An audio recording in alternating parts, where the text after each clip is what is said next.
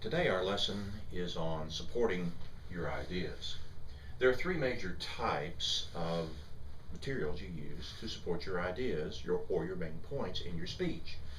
You use statistics, examples, which are stories, and there are different types of examples, and I'll explain those to you in a moment. And then you use testimony, which could be peer testimony or expert testimony. Now, let's look at examples first. An example is a specific case used to illustrate an idea, a group of people, a condition, or an experience. Primarily, it's an illustration, and it is used to help personalize your speech. Let's look at types of examples. There are brief examples. This is a specific case in passing used to illustrate a point. To give you an example, changes in technology have made it possible for doctors to work wonders that were once seemed impossible. Roger Carter, for example, lost both his feet when they were crushed in a traffic accident. Now he has new feet made of a springy plastic alloy that duplicates a normal arch. Not only can Roger walk normally, but he can run and play sports again. That, of course, is a very brief example. Then you have extended examples. They are longer stories used to illustrate or personalize a point. And you can find a longer story, and it would not be said in passing like the Roger Carter example here. It would be a lengthy story, and those are very good to help illustrate a point. And then there are hypothetical examples. These are imaginary situations that you create in your mind. For example, you could say, imagine you're taking a test. You've studied for hours. You look at the person next to you and notice that they have a cheat sheet and they haven't studied. You're mad because they might make a better grade without having put all the work that you put in to your exam.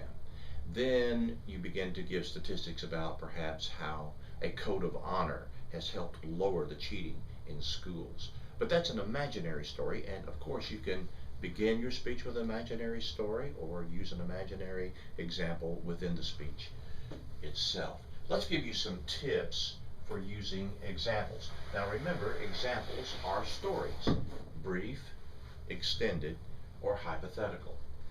Use examples to help people visualize the ideas. Maybe you're talking about a suspension bridge and you talk about how it's a bridge suspended by cables.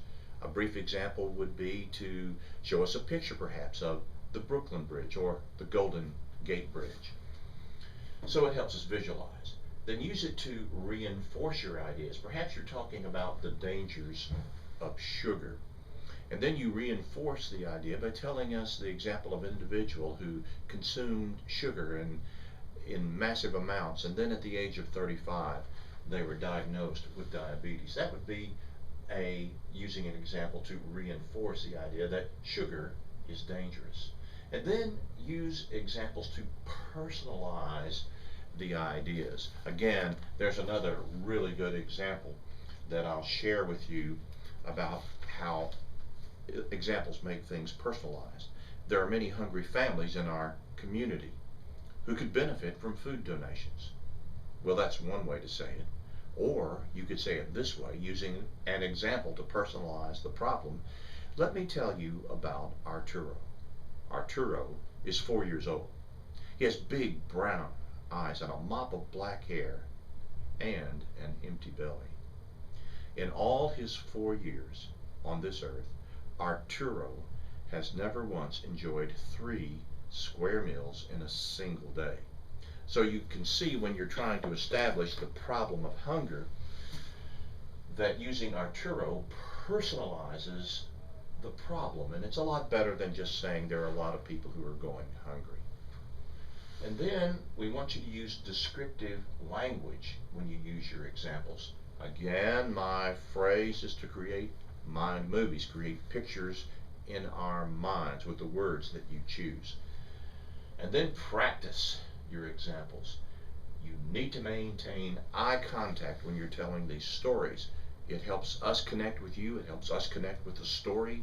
It's much more effective if you almost memorize the story, but at least if you write it down to underline or highlight key words so that you're just glancing down briefly, then looking back at the audience. And of course, you want to practice so you can use vocal variety. Sometimes you want to speed up.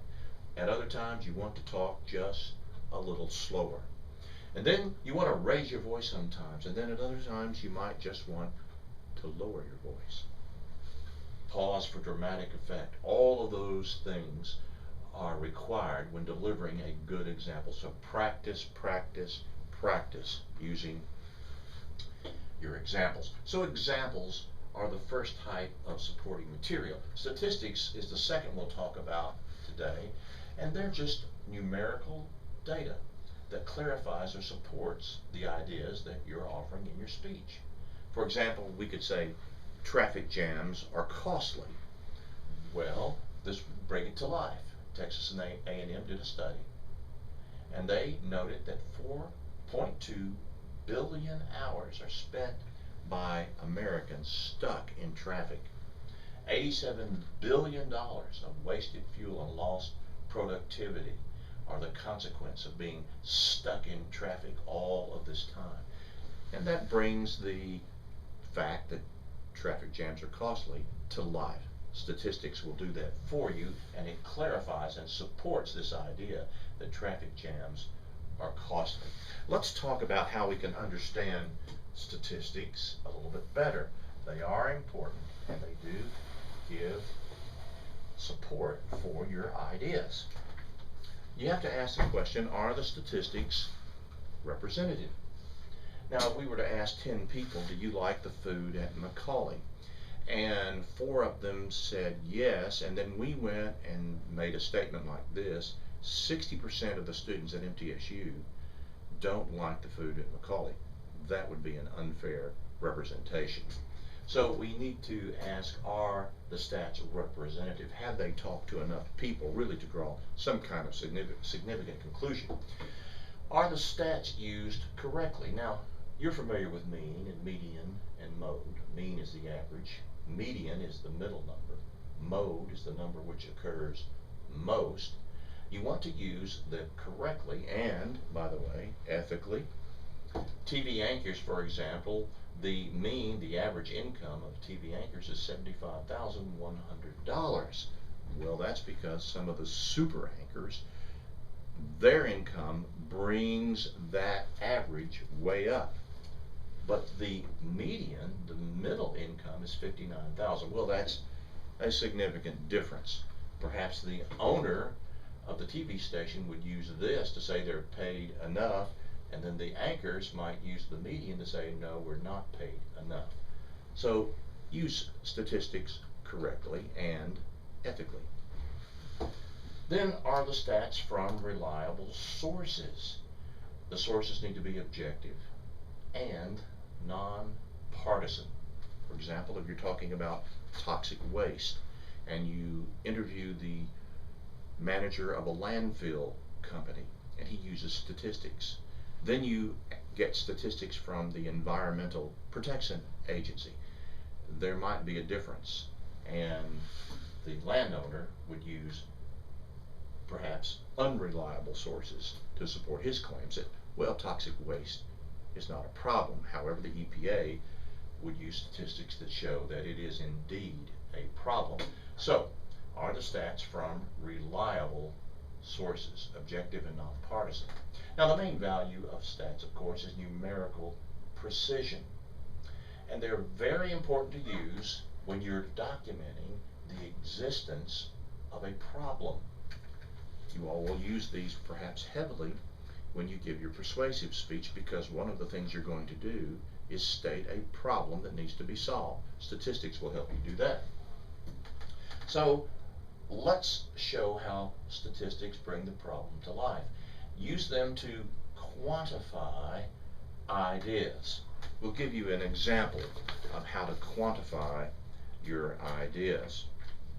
Now, when we're talking about Travis Blake, who left college, a changed person.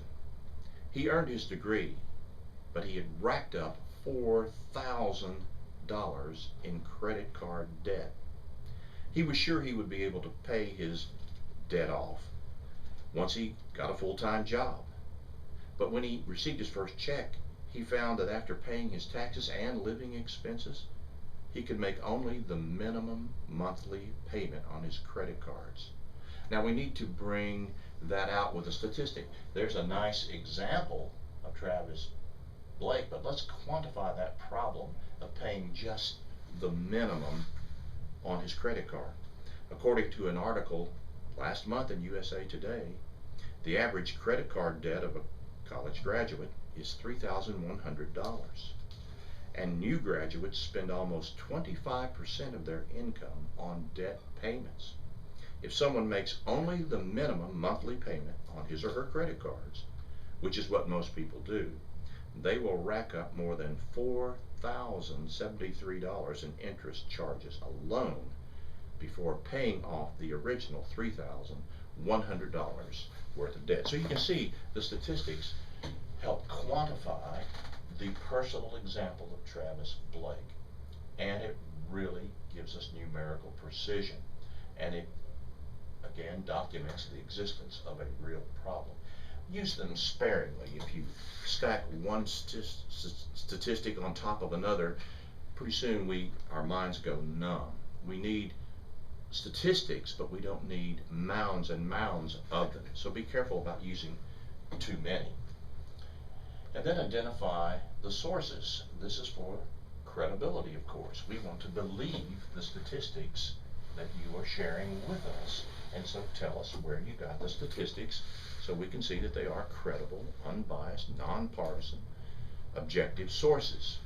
Then it gives you much more power to persuade us. Explain your stats. We need to know what your stats mean. Sometimes you need to give us an illustration of that. How much money is $1 trillion? Think of it this way. If you had 1 million and spent it at the rate of $1,000 a day, you would run out of money in less than 3 years. If you had 1 billion and spent it at the rate of $1,000 a day, you would not run out of money for almost 3,000 years. And if you had 1 trillion and spent it at the rate of $1,000 a day, you wouldn't run out of money for nearly 3 million years. So that helps us quantify that particular problem. So that's explaining your stats. Round off stats. Instead of saying the moon is 238,855 miles from the Earth, say 239,000. Round off stats. That's perfectly acceptable. You can use visual aids. It makes the stats easy to understand. Graphs, charts. You'll find these in your research. A lot of times in your research on the library website, you can just copy and save these to a flash drive and then download them on a PowerPoint and use them in your speech.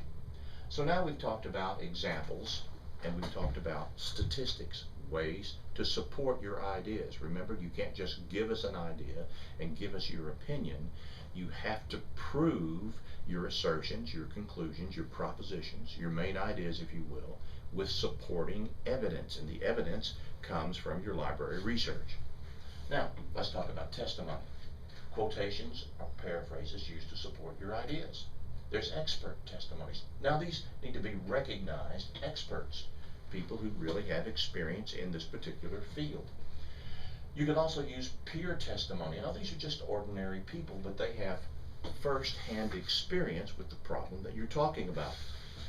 Let's say you're talking about the topic of barriers faced by people with disabilities. Well, of course, you could talk to doctors and maybe therapists, but talking to a person who has a disability would really give some strength and support to your idea that people with disabilities face extreme barriers when trying to enter buildings. Now, let's talk about quoting versus paraphrasing. Quoting word for word, of course. paraphrasing, restating in your own words. Let me give you some tips for testimony. Quote them accurately.